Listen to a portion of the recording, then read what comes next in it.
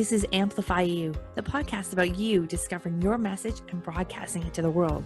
If you're a coach, author, or speaker, you'll want to tune in. If you're looking for the best return on your time investment to get your message out to the world in a bigger way, we're giving you full access and behind the scenes look of how we're running our podcast, how our clients have found success, and what you can do to launch your podcast today. The world needs your message. I'm Michelle Abraham, the host. Join my family as we unleash your unique genius and find the connections you need to launch your adventure today. Join us and let's get amplified. Hello, Amplify You. Michelle Abraham, your host here today with an Ask the Expert interview. Oh my gosh, I'm so excited to introduce you to Anke Herrmann. Anke, how are you doing today? I'm very well indeed. Thanks for having me. Awesome. Well, let me tell our audience a little bit more about you, Anke. Anke's a business coach, an online tech expert, and author of Taming the Tech Monster. I love this because I love this whole technology piece and it's so clear when you say taming the tech monster, what you mean by this, because we all know when we start our businesses, it goes crazy. So Anke started her entrepreneurial journey in 2004 when she quit her job as a software developer in the UK and moved to Spain and started a sewing business.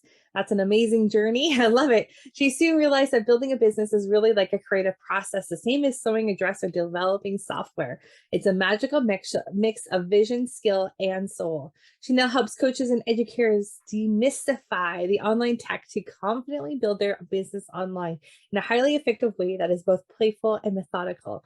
So, Anke, this is so cool that you're here because so many of our entrepreneurial friends give up, get tangled in the tech monster eats them, they throw in the towel and they walk away. So I know because I was right there too, and I love tech like you do, and was really wanting to help people get over this too. So I love what you're up to, and I'm so glad that you're here with us today. So share with us a little bit more about your journey and what you're doing to help your clients these days.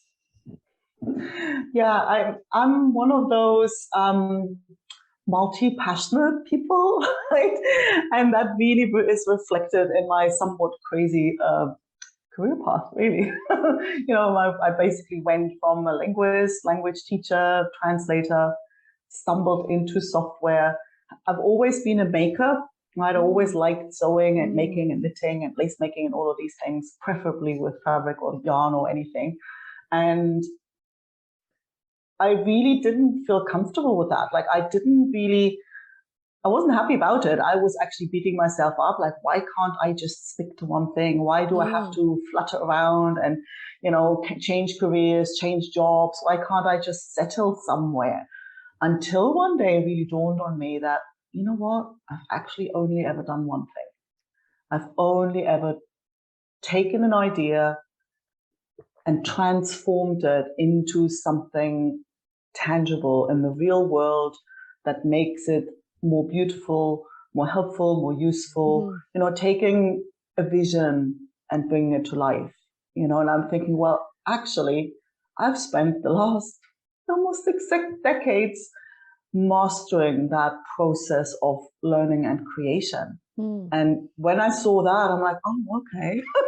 So now what I do is I take everything I've learned, the tech background, the passion for communication and teaching and psychology, and basically put all of that on the table to help my people. Creativity and put all my, everything on the table to help people, transform their ideas for an online business into a real thing.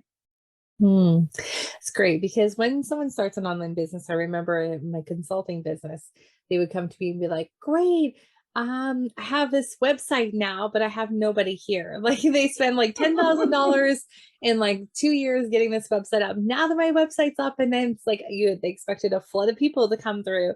And they're like, yeah, there's nobody here. So now what do I do? It's like, Yep. Oh my goodness. Sounds familiar. Yep. Sounds. Or they're like, I bought this technology and I bought this technology and this one and this one and this one, and they don't connect together and I don't know what to do with it. And now I'm just going to give up. Yep. It's very common, and there's really one thing that I've seen. It's common with all the people who are in that boat, and that is what looks like a tech problem never is. Yes, I love how you Never. say this. So Right? what is the problem? I'm curious. Well, the problem is because I used to be a little bit more careful and say, but hardly ever is, because we thought, oh yeah, but there are error messages, right? So, but the more I look into that direction, the more bold I get. Like, it really never is, and it really is simply, if you feel overwhelmed and confused by all the stuff, it's literally always a signal that you're trying to skip steps. Right? And so, because if you imagine you go into a hardware shop, right? And you walk in there and somebody comes, hey, how can I help you? What do you want to do? You go, well, I don't know. Well, now the hardware shop's going to be rather overwhelming, right? They give you a whole bunch of different things. Well, that's the thing. And nobody can even help you because you don't know what the heck you want to build, right? So if you go and say, well, you know what? I need a shelf. Well, now, okay. That's still, well, where do you go, right? But then if you say, well, okay, I want a shelf for inside and I want to store fabric in it, and it needs to be that big, carry that much weight. So now somebody could go, well, actually, you might want to have a wooden shelf. Well, now you can go into that aisle and somebody can actually help you pick the tools, right? So it's literally, well, you need to think through what it is you want to create to a little bit more detail than most people have when they start looking at tools, because every single time, and you'll know it, people go, oh, I want to have an online program. What platform do I need? I want to start a podcast. What microphone do I need? Well, you don't need any microphone until you have a good answer to the question why anybody would want to listen to you, right? And it's like people jump ahead and don't really, and most people come, oh, my website does my head in. The part that they don't know how to put the image in the right place, that's usually like, when you say, okay, when I first come to your website, and so what is it that you do? Convince me in 3 seconds. They don't know, right? And that's why, like, they don't know what to put there, and then they try and figure out the content, and they're trying to learn how the tool works, and that gets all too much, right? It's like watching a video on YouTube about, beginner lesson French, right? And tomorrow you buy a French book and get frustrated because you can't read it. That's, I think, pretty common. Yeah, and I feel like the industry itself has not really done much of a service for anyone, because there's so much like, you need webinars, you need a funnel, you need a website, you need a podcast, you need there's so many mini pieces of things, but those whole things are all a part of a bigger picture that not a lot of people start at that bigger vision and bigger picture that you're talking about. They go right to the shiny object of I want the online course, or I want the podcast. But we got to back it up a few steps. So true. So true. And I think you really hit the nail, because I think there's a part of like what people believe about their own capabilities. There's a bunch of typical beliefs that are rather limiting. So that's one thing. The part of skipping ahead is huge. But what you just said, I think it's probably the biggest, that everybody out there, whether they sell a tool, whether they teach a strategy or a skill or anything, everybody sells the sizzle and not the sausage. Everybody takes that, oh, you need to sell the best, the benefit, not the features. Like, they take that very seriously. So what arrives at people is like, oh, you need to build your business.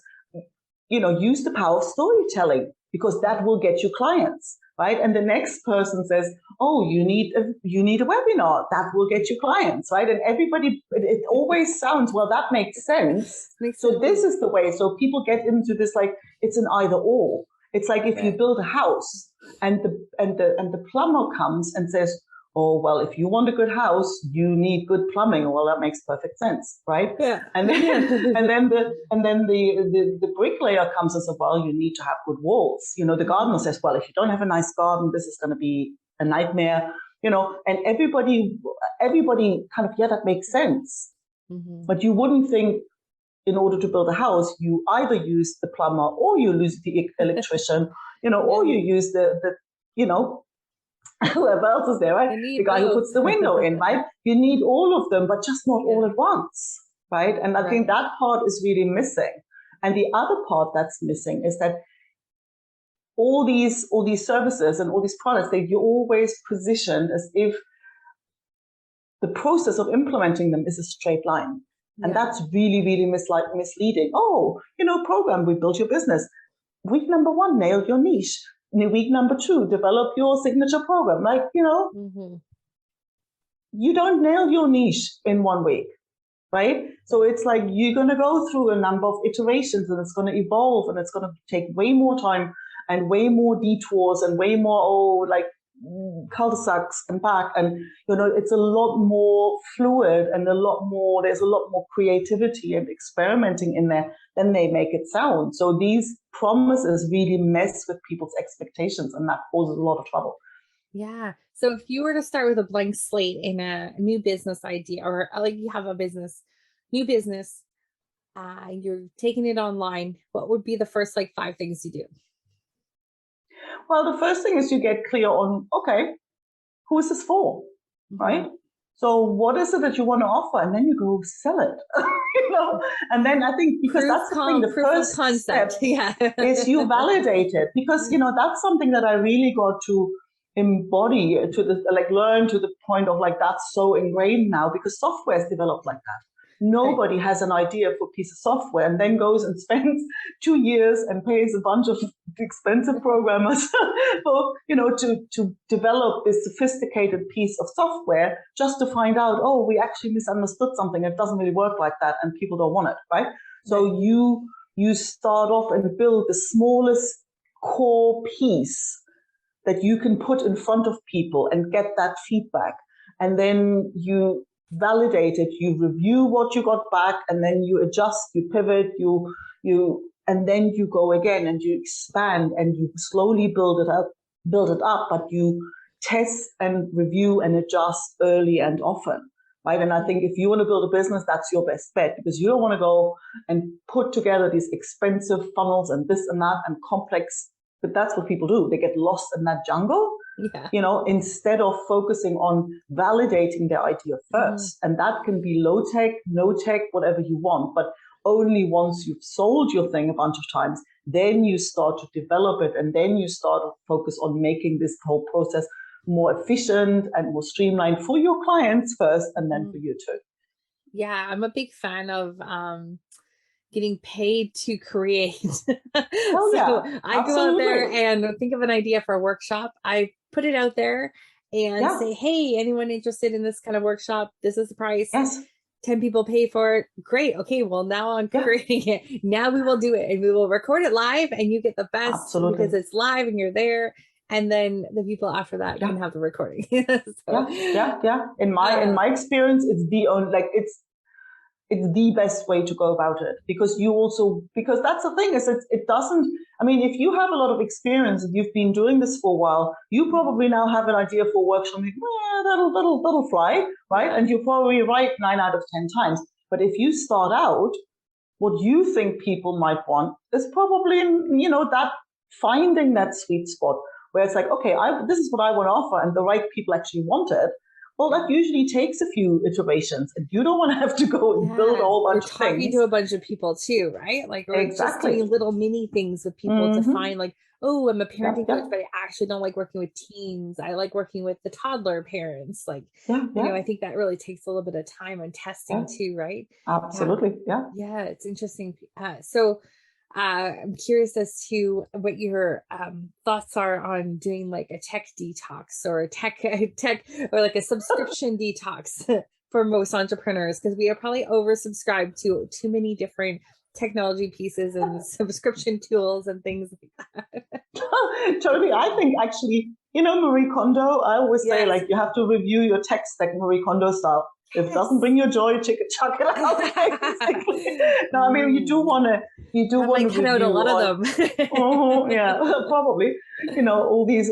Oh, you need to buy with the end of line. But it's it definitely, because also, and it doesn't even mean that the decision at the time was wrong. It's just, as you evolve and what you offer and how you offer things, that evolves. So the tools that are right for it also evolve. So it doesn't even, it's not like, oh, you did something wrong at the time. It might have been the perfect tool when you got it, but now you're doing something different, and is that still relevant? Is that still the best way of making your life easier, right? And you can literally, I think you should quite often. Yeah, my team is literally forcing me to do this right now. They're like, I think we have too many subscriptions and too many different things that you're not using. Let's take a look at what we're paying for. It's a great idea. Because I mean, I bet we could probably save $500 a month if we really look at what we have and what we need and what we don't need. And because I'm always finding new ones to add. So we might as well get rid of the ones we're not using. See, you just pointed something out that I actually also see a lot. That people often think taming the tech monster is like that whole idea of, tech is a thing that slows you down building what you want to build. Mm-hmm. It's not just the tech challenged people. Tech savvy people fall into it too. They just have a different problem, right? They just get, exactly. I enjoy tinkering. So I kind of, buy all these things and I just kind of spend way too much in details rather than validating the idea, right? So it's not just so you're not getting away just because you're tech savvy, right? Right. AppSumo is a very dangerous place for me. Everything like looks so good there, right? Yeah. Oh, that looks awesome. I'm going to get that. And then, but I never use it. Yep. Yeah. That's like a kid in the candy shop, right? Yeah, exactly. So take us through the process of what you do with your clients. You do like an audit on them to see where they're at, or how do you work? Yeah. No, totally. It's always like, wait is my middle name. So, people will come like, and there's two scenarios that are very, very common. And when you look at that whole iterative process that I call the tornado process, because that's really what it looks like, you get dizzy and it kind of drives you mad a bit. But it's initially there's this phase where you validate the idea, where the whole point is to find that sweet spot between, okay, what is it that you offer? Who do you offer it? So you want the right people to jump on it. And once you've validated the idea, then you move up and you develop it, and then you make things more efficient. And there's two, and then obviously if you want to scale it, if you want to really make it big, then you go and say, okay, how can I get partners to help and ads, and you can really scale it up from there. But, a lot of coaches don't even want to do that. And most people get themselves into trouble in two ways, right? So that's pretty much my client base. There's these and there's those. They're the ones who are in the validation phase and think they need all this tech stuff. And then they don't get started because all this stuff is overwhelming. So they're really, the job is to say, well, wait, literally, I spoke to somebody just recently, and he was like, literally, he posted in a Facebook group. He goes, I don't know, what you said before, like I'm buying all these programs and I'm going crazy and I'm more confused now than I was before. So literally, he was in that space. He had an idea, and now all the stuff. And I'm like, wait, you need to connect to a potential audience. Well, if you're validating, your best bet is working with people you already know. So do you know people? He goes, oh yeah, no, I've had clients, I've got an email list. Okay, good. Do you know what you want to offer? Yeah. I haven't created the videos. Well, good. So I said, do you have an outline of what it is and the reason for somebody to sign up? Like, why would it be a good idea for these people to sign up? Oh, yeah. Okay, do you know how to write an email? Oh, yes, of course. Right? And I'm like, well, why don't you send an email to these people and say, here, this is what I've got. Just literally what you said before. Look, this is what I've got in mind. What do you think, right? You could see him like shoulders drop. All of a sudden, well, that's doable. I'm like, will you do it? He says, yes, I will. I said, will you let me know? 2 days later, he messages me. He says, well, 10 people signed up, 200 a pop, 2K in the bank, and counting. Right? So now that's one scenario. And it doesn't always work out that there'll be a cash, sort of like the cash machine. Sometimes you find nobody signs up. And all that means that you just haven't quite found that sweet spot yet. So you're going to have to shift, pivot, and set up a new experiment. And the other way people get themselves into trouble is when they're actually ready to develop their idea and think they get away with that same spreadsheet they used for the first handful of clients, right? Because then when you want to put this in front of more people, the same simplicity that was really helpful to get you started now bites you in the butt. Because now all of a sudden there's so much manual. I had like a client of mine, like she says, well, I have this program, people really love it. And I'd love to have more people, but like I just can't handle all the work. And I'm like, what were you talking about? well, every time I need to send them this stuff. And then when they pay, I have to check the bank account, and then I have to put them in this thing, and I have to, right? That should be taken care of by tools, right. So when once that's set up, and now she goes, oh, all she has to do is do a little wiggly dance when the notification comes in that somebody's enrolled and show up on the day. Exactly, right? So that's the other part, to say, well, the people are ready to develop. We basically put those systems in place, one iteration at a time. So that's basically the process I guide them through. That's awesome. I love it. So great. I mean, how great would that be to have someone like you in your ball of court, in your court when you're first starting? You got the ball, you're ready to go, and having someone like you to help you really like navigate that way. So how do we connect with you? How do we reach out to you? How do we work with you? Well, it's easy to find me, tamingthetechmonster.com. So you can get a free copy of the book, and there'll also be an invitation to a masterclass that talks you kind of through this process in a little bit more detail. And there's a free assessment that helps you. Okay, what's the next step for you? Yeah. Right. So that'll help you. Just takes a couple of minutes, and it'll like, okay, do this next, right? So I love that. Take the overwhelm out of it. And I'm on LinkedIn. My website is ankeherrmann.com, just like my name. But tamingthetechmonster.com is your best bet.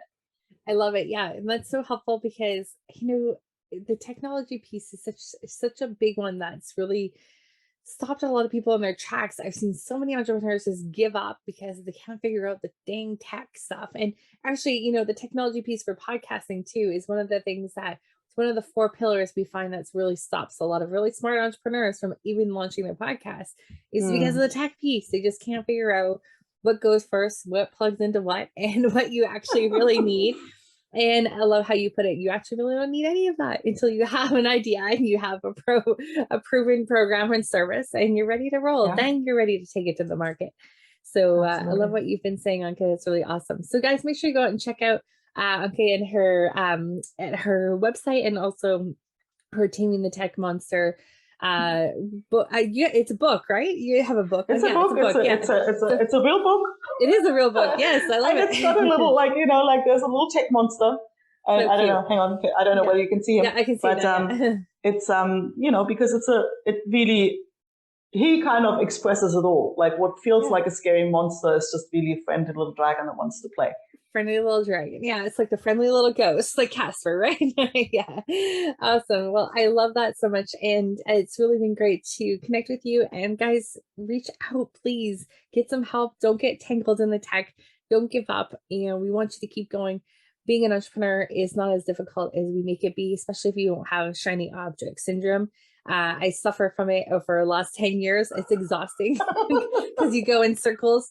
And my entrepreneurial route looks like a tidal wave instead of a straight line. So does everyone's, and I think people need to know that, because if you know it, then you just sail it, right? You don't try and control the waves of the ocean. You just learn to sail. Exactly. And if you can sail with the right tools in place, oh my gosh, all the better. You save a lot of time and money and effort, and goodness, you need to have someone like Anke in your court. Yes, you do. Awesome. All right. Well, thank you so much. Thank you so much. Thank you so much. Amplify you. See you next week. And until next time, have a great week, everyone.